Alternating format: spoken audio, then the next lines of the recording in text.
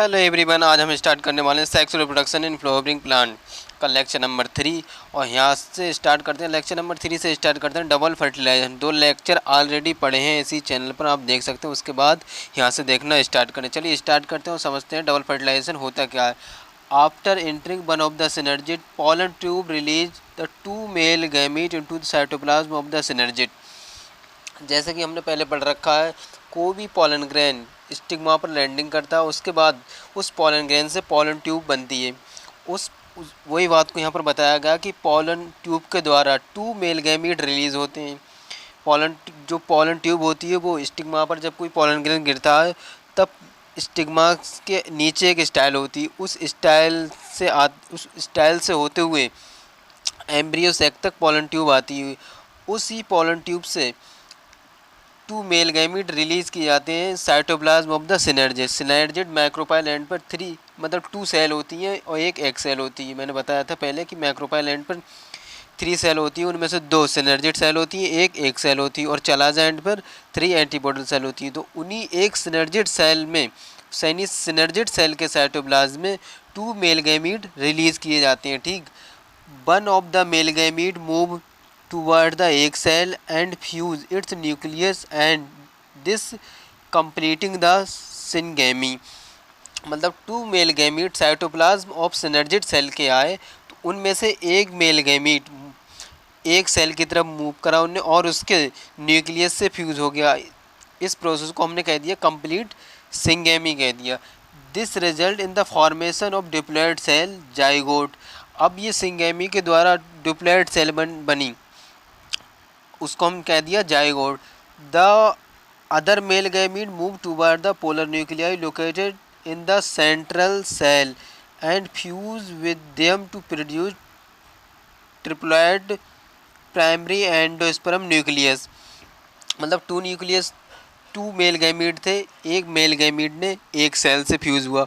अब जो दूसरा बचा उसके बारे में बताया कि जो दूसरा मेल गैमीट बचा वो पोलर न्यूक्लियाई के पास गया, जो सेंट्रल में स्थित थी, सेंट्रल सेल थी पोलर न्यूक्लियाई, 2 पोलर न्यूक्लियाई उसकी तरफ मूव किया और उससे फ्यूज़ होकर उन्होंने बनाया प्राइमरी एंडोस्पर्म न्यूक्लियस। उसकी जो पोलैरिटी थी 3n थी, उसकी पोलैरिटी 3n पोलैरिटी थी प्राइमरी एंडोस्पर्म न्यूक्लियस की। As this involved the fission of 3 haploid nuclei, is termed triple fusion।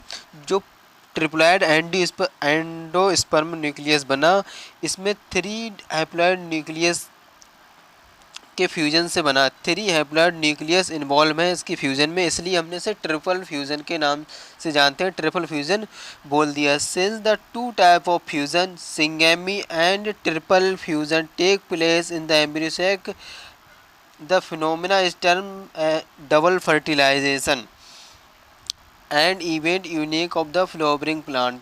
जैसे कि बताया, जो सिंगेमी एंड ट्रिपल फ्यूजन ये दोनों एक साथ होते हैं, ये दोनों फिनोमेना एम्ब्रियो सैक के अंदर होते हैं, इसलिए इन दोनों फर्टिलाइजेशन फ्यूज़न को हमने कह दिया डबल फर्टिलाइजेशन। और ये डबल फर्टिलाइजेशन एक फ्लावरिंग प्लांट का एक यूनिक इवेंट है, यूनिक घटना है। The central cell after triple fusion become primary endosperm cell and develops into endosperm while the zygote develops into embryo sac. मतलब जो सेंट्रल सेल थी ट्रिपल फ्यूज़न के बाद बना लेती है प्राइमरी एंडोस्पर्म सेल, और जो मतलब और उसके बाद प्राइमरी एंडोस्पर्म सेल होती है एंडोस्पर्म में डेवलप हो जाती है, और जो जाइगोट है वो डेवलप हो जाता है एम्ब्रियो में। ठीक, अब फिर से समझते हैं, एक बार समराइज़ करते हैं कि मैंने पहले बताया था कोई भी पॉलन ग्रेन स्टिग्मा पर लैंडिंग करता है और स्टाइल के द्वारा उसमें पॉलन ट्यूब बनती है। उसी पॉलन ट्यूब से 2 मेल गैमीट एक सिनर्जिड सेल के साइटोप्लाज्म में रिलीज़ कर दिए। किसी भी एम्ब्रियो सैक के अंदर चलाजा एंड पर 3 एंटीपोडल होती है और एम्ब्रियो से और माइक्रोपाइल एंड पर 2 सिनर्जिड एक एग सेल होती है। तो उन 2 सिनर्जिड में से एक सिनर्जिड के अंदर 2 मेल गैमीट रिलीज़ कर दिए सिनर्जिड के साइटोप्लाज्म में, और उन 2 मेल गैमीट में से एक मेल गैमीट एक सेल से फ्यूज़ हो गया, तो उस फ्यूज़न को हमने कह दिया सिंगेमी। और इस फ्यूज़न के सिंगेमी के जो एक सेल से फ्यूज हुआ, जो एक मेल गैमीट, उसके उसके उसके फ्यूजन से बना जाइगोट। और जो एक बचा जो मेल गैमीट, वो सेंट्रल में टू न्यूक्लियाई पोलर सेल थी, उनसे फ्यूज हुआ, उसके फ्यूजन से बना प्राइमरी एंडोस्पर्म न्यूक्लियस। अब दो बार फ्यूज़न हुआ, ठीक। इन दोनों फ्यूज़न को दोनों फर्टिलाइजेशन को हमने कह दिया डबल फर्टिलाइजेशन। और ये डबल फर्टिलाइजेशन ही फ्लावरिंग प्लांट का एक यूनिक इवेंट है, मतलब एक यूनिक विशेष बात है, ठीक। और जो जाइगोट था वो एम्ब्रियो सैक में डेवलप हो गया, और जो डबल फर्टिलाइजेशन में एक बना था प्राइमरी एंडोस्पर्म सेल, वो प्राइमरी एंडोस्पर्म सेल एंडोस्पर्म में डेवलप हो गया।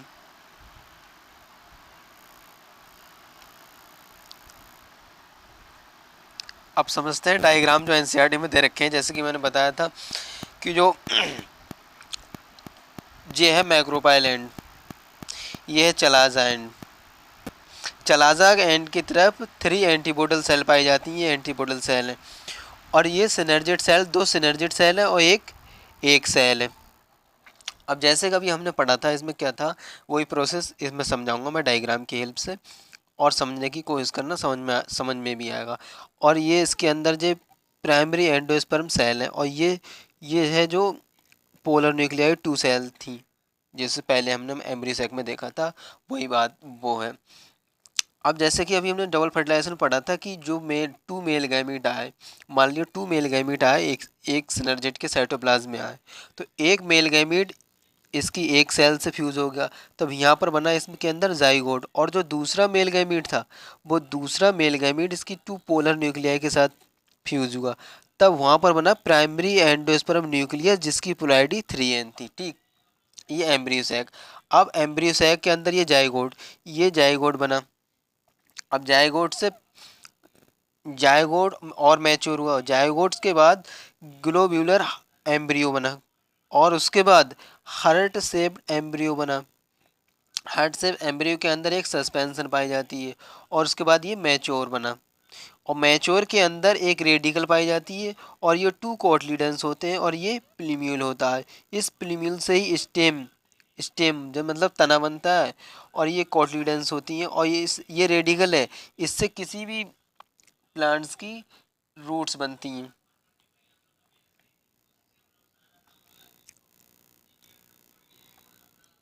अब जैसे कि मैंने पहले बताया था, इसमें हम अपना को इस चैप्टर में पढ़ना है pre fertilization, double fertilization and post fertilization structure and event.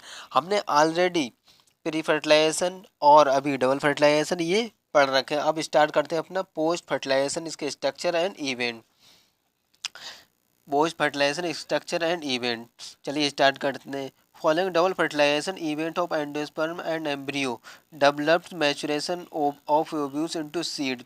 जो मतलब पोस्ट फर्टिलाइजेशन के बाद जो मैचुरेशन होता है, जो ओव्यूल्स होता है वो सीड में कन्वर्ट हो जाता है, और ओवरी फ्रूट्स में, ओवरी से फ्रूट्स बन जाता है, collectively term post fertilization event. और ये सभी पोस्ट फर्टिलाइजेशन की इवेंट्स हैं। अब हम समझते हैं डिटेल में एक्सप्लेनेशन कि एंडोस्पर्म होता क्या है। अभी हमने पढ़ा डबल फर्टिलाइजेशन के अंदर कि एक जो मेल गैमीट आया था पोलर न्यूक्लियाई के पास, उसके साथ फ्यूज होकर उसने बनाया एंडोस्पर्म, प्राइमरी एंडोस्पर्म, ठीक है। अब वो एंडोस्पर्म को समझते हैं डिटेल में कि एंडोस्पर्म होता क्या है। सबसे पहले स्टार्ट करते हैं, चलिए। Endosperm developed preceding embryo development. अब यहाँ पर बताया गया है हमको कि एंडोस्पर्म है जो एम्ब्रियो के डेवलपमेंट से ही पहले एंडोस्पर्म का डेवलपमेंट होता है, क्योंकि ये जो एम्ब्रियो है उसे नरिशमेंट मतलब पोषण प्रदान करता है, खाने पीने का इंतजाम एंडोस्पर्म ही करता है। The primary endosperm cell divide repeatedly and form triploid.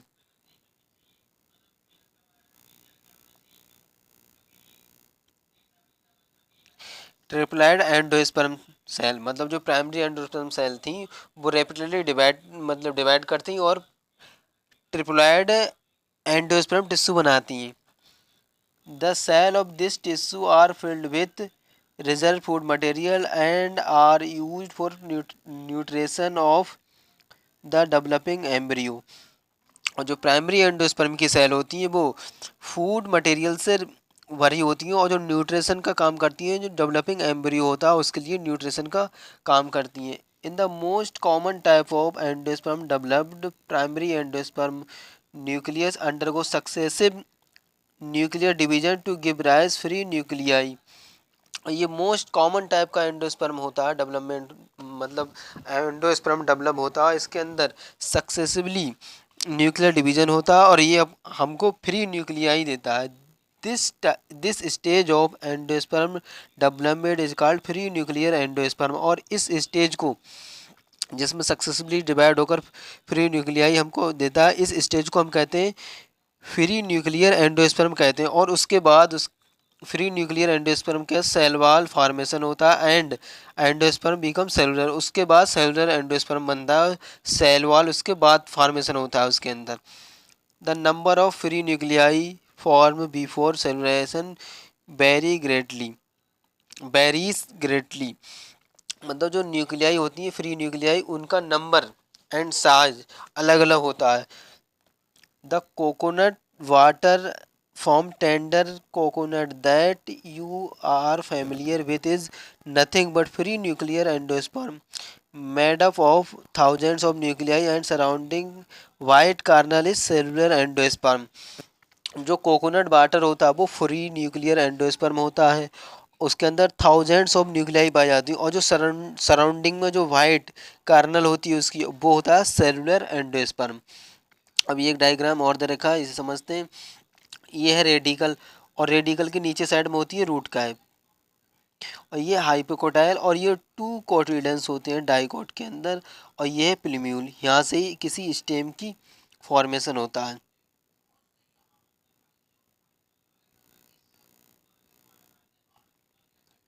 अब एंडोस्पर्म में either completely consume by the developing embryo, या तो एंडोस्पर्म जो बना डेवलपिंग एम्ब्रियो के समय या तो कम्प्लीटली कंज्यूम हो जाता है या कम्प्लीटली कंज्यूम नहीं होता, बस कुछ बचता है। कुछ ऐसे सीड हैं जिसके अंदर कम्प्लीटली कंज्यूम हो जाता है, जैसे P, groundnut beans before seed maturation and it may persist in mature seed. और कुछ में मैच्योर सीड में बचता है, जो एंडोस्पर्म है वो बचता है, जैसे castor and coconut and be used अब ड्यूरिंग सीड जर्मिनेशन, और हम उसे सीड जर्मिनेशन के द्वारा यूज़ करते हैं। Split open come seed castor beans groundnut fruits of the coconut look endosperm each case. Find out whether endosperm persists cereal, wheat, rice and maize। अब समझते हैं एम्ब्रियो, एम्ब्रियो क्या होता है उसको डिटेल में समझते हैं। Embryo develops at micropyle end of the embryo sac where zygote is situated. जैसे एम्ब्रियो जो डेवलपमेंट होता है उसकी जो लोकेशन है माइक्रोपाइल एंड, चलाजा एंड नहीं है, याद रखना माइक्रोपाइल एंड, जहाँ पर जाइगोट सिचुएटेड होता है। Most zygote divide only after certain amount of endosperm form. ज़्यादातर जाइगोट होते हैं वो उस टाइम डिवाइड करते हैं जब कुछ अमाउंट ऑफ एंडोस्पर्म बन जाता है। This is an adaptation to provide ensure nutrition to be the developing embryo. जो डेवलपिंग एम्ब्रियो के लिए न्यूट्रिशन प्रोवाइड कराता है। The seed different greatly the early stage of embryo development embryogeny are similar both monocot and dicot. जो seed germination होता है, मतलब to type के प्लांट पाए जाते हैं, एक मोनोकॉट एंड डाइकॉट। जो सीड जर्मिनेशन होता है अर्ली स्टेज में, वो मोनोकॉट एंड डाइकॉट दोनों के अंदर सेम ही होता है। Depict stage of embryogeny in dicot embryo. The zygote give rise to pro embryo subsequent globular heart shape and mature embryo. जब जाइगोट डेवलप होता है तो उसके बाद प्रो एम्ब्रियो बनता है, जैसे मैंने डायग्राम में दिखाया था इससे पहले। प्रो एम्ब्रियो बनता है, ग्लोबुलर शेप बनता है और हार्ट शेप, उसके बाद मैच्योर एम्ब्रियो एम्ब्रियो बाद में बनता है।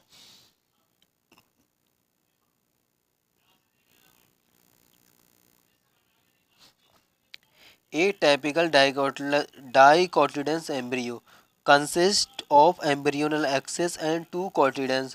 The portion of embryonal axis above the level of cotyledon is epicotyle, which it terminates plumule और stem tip.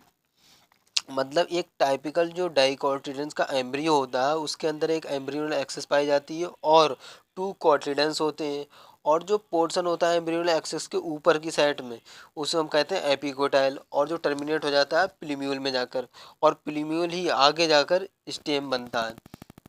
The cylindrical portion below the level of cotyledons is hypocotyl that terminate the lower and radical root cap. The root tip covered root cap। मतलब जो cylindrical portion नीचे है उससे उसे हम कहते हैं लोअर एंड को रेडिकल, और रेडिकल के नीचे पाई जाती है root cap. Embryos of monocotyledons possess only one cotyledons in the grasses family. The cotyledons is called scutellum that is situated toward the one side lateral of the embryonal axis। मतलब जो मोनोकॉटिलेंस होते हैं उनके पास एक ही कॉटिलेंस पाया जाता है, डाइकोट होते हैं उनके पास टू कॉटिलेंस पाया जाता है। मेनली मोनोकॉट जो ग्रास की फैमिली होती है उसका जो कॉटिलेंस होता है उसका हम कहते हैं स्कूटेलम कहते हैं, और जो एक साइड में रेटर साइड में सिचुएटेड होता है एम्ब्रियोनल एक्सिस के। At its lower and the embryonal axis has the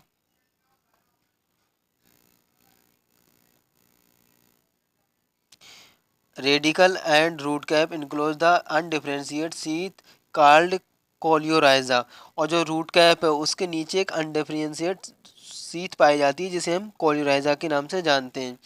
the portion of the embryonal axis above the level of the attachment of scutellum is epicotyl, और जो embryonal axis के ऊपर का part होता है उसे हम एपिकोटाइल कहते हैं। एपिकोटाइल है suit apex and few leaf few leaf primordia enclose A hollow floral structure coleoptile, और जो हॉलो फोलियर स्ट्रक्चर पाया जाता है उसे हम कॉलियोप्टाइल कहते हैं। अब स्टार्ट करते हैं सीड। सीड के बारे में पढ़ते हैं कि सीड क्या होता है।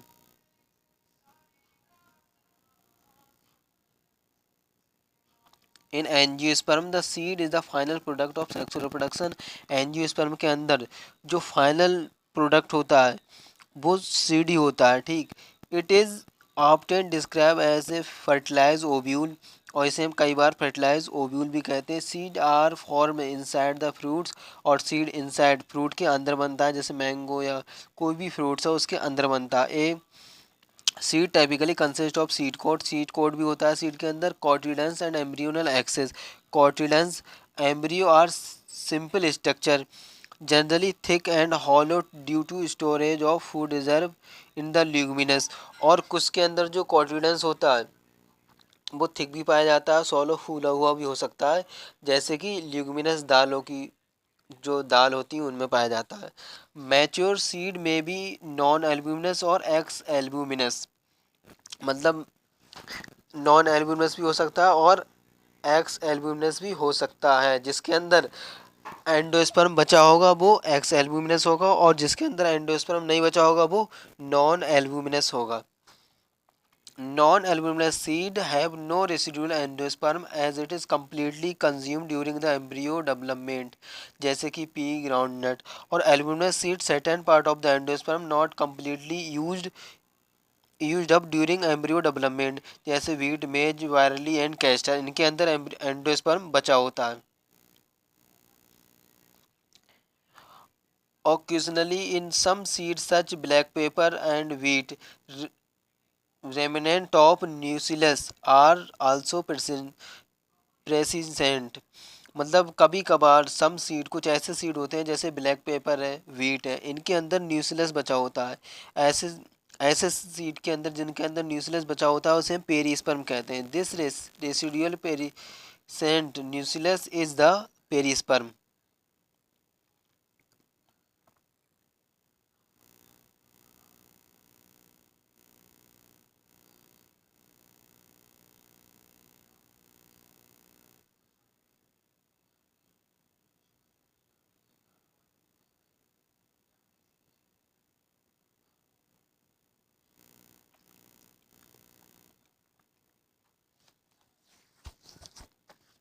अब बताएं integument of the ovules hard and tough protective seed coat the Macropyle remains a small pore of the seed coat. This facilitates entry oxygen water into the seed during germination.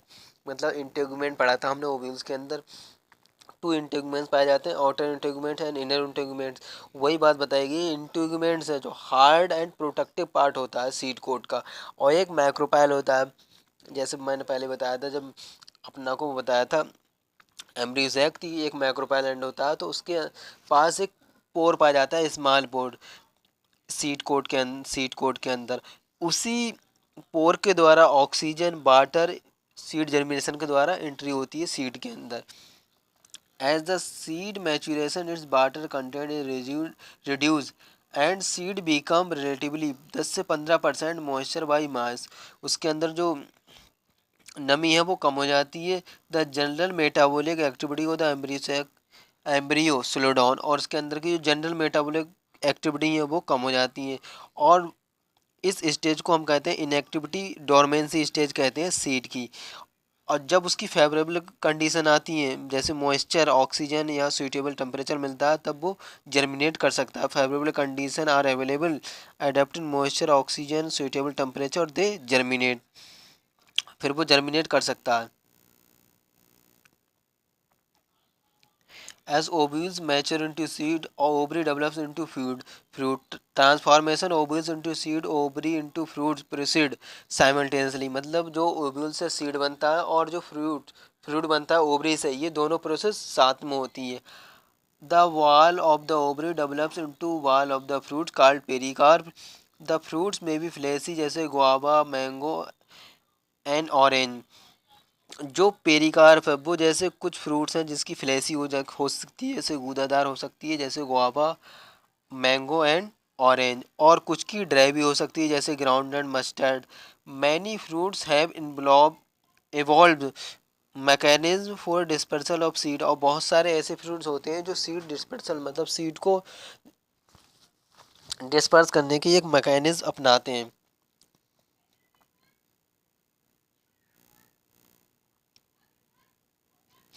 In most plant by the time of fruit develops from the ovary, other floral part degenerate fall off। लेकिन sub species सच जैसे Apple, strawberry, कैस्केज, मतलब most ज़्यादातर plant ऐसे हैं जो fruit developments के दौरान उनकी ओवरीज के फ्रूट डेवलपमेंट्स के दौरान अदर पार्ट्स होते हैं जो फ्लोरल पार्ट, वो डिजेनरेट हो जाते हैं, गिर जाते हैं। और कुछ ऐसी स्पीसीज जैसे apple, cashews and strawberry, the thalamus also contribute fruit formation. ज़्यादातर मतलब के अंदर कहाँ से होता है, ओवरी से फ्रूट बनता है। और कुछ ऐसे 3 एग्जाम्पल हमको दे रखे हैं जैसे एप्पल, स्ट्रॉबेरी एंड कैस्केज, इनका जो फ्रूट्स फॉर्मेशन होता है वो कहाँ से होता है, थैलमस से होता है। ऐसे फ्रूट्स को हम कहते हैं फॉल्स फ्रूट कहते हैं। Most fruits however develops only from the ovary, ऐसे फ्रूट्स को हम कहते हैं ट्रू फ्रूट। ज़्यादातर ओवरी से डेवलप होते हैं, ऐसे फ्रूट्स को हम ट्रू फ्रूट्स कहते हैं। Although in most of species fruits are the result of fertilization, there are few species.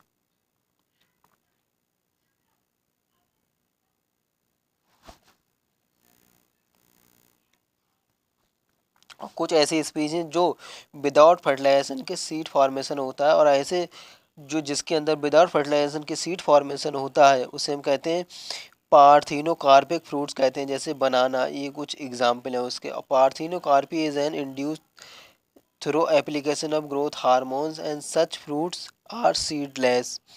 ऐसे ग्रोथ हार्मोन्स के द्वारा हम ऐसे फ्रूट्स को हम सीडलेस भी बना सकते हैं। Seed offer several advantage to angiosperm, firstly since reproductive process such as pollination, fertilization are independent of water, seed formation is more dependable. Also seed have better adaptive strategy, dispersal of native habitat help the species।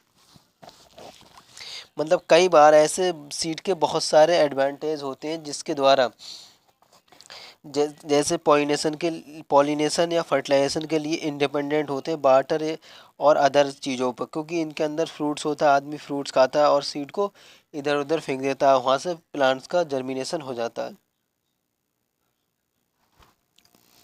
अब कुछ जो important बातें हैं इस topic में वो पढ़ लेते हैं जो बहुत ज़्यादा इम्पोर्टेंट है। जैसे एक सीड है जो सबसे ज़्यादा ओल्डेस्ट पाया जाता है, oldest that is lupine and lupinus arcticus, जो हमें आर्कटिक टुंड्रा में मिला था। और इसकी जो मतलब रिकॉर्ड है 10,000 ईयर ऑफ डोरमेंसी का रिकॉर्ड है इसका, सबसे पुराना। और एक दूसरा है डेट डेट पाल्म्स का, इसका रिकॉर्ड है 2000 ओल्ड बेबल सीड है जो पिनॉक्सिक डक्टीफेरा सीड है। और ये मिला कहाँ था, king Herod's place near the sea, dead सी।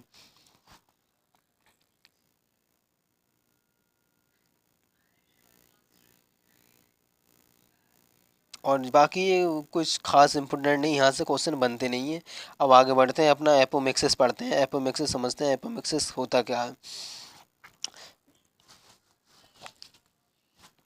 जैसे हमने पढ़ा था कि विदाउट फर्टिलाइजेशन फ्रूट्स बनना parthenocarpic.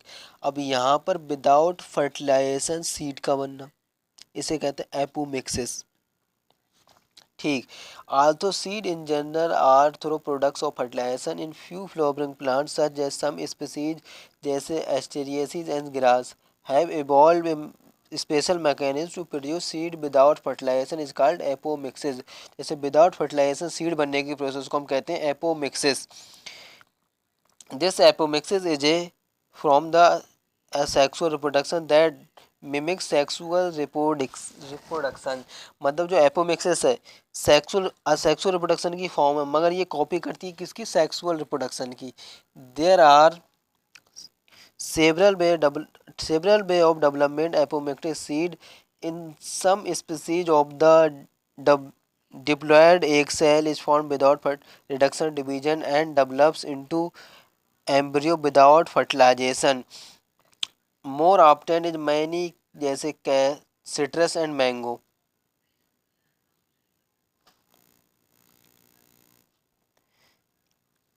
Varieties of the some nuclear cells surrounding the embryo sac start dividing, protrude into the embryo sac, developing into the embryos। इसके कुछ example दे रखे हैं, ऐसी प्रोसेस हम कहते हैं जिसके अंदर एक से ज़्यादा एम्ब्रियो बनते हैं, उस प्रोसेस को हम पॉली एम्ब्रियो कहते हैं। ठीक। अब इससे आगे की पढ़ते हैं, ये कुछ नहीं है, सिर्फ एंसर्ट ने क्वेश्चन पूछे हैं, इसे पढ़ना जरूरी भी नहीं है क्योंकि यहाँ से कुछ क्वेश्चन बनेगा नहीं। अब पढ़ते हैं हाइब्रिड वेराइटीज़।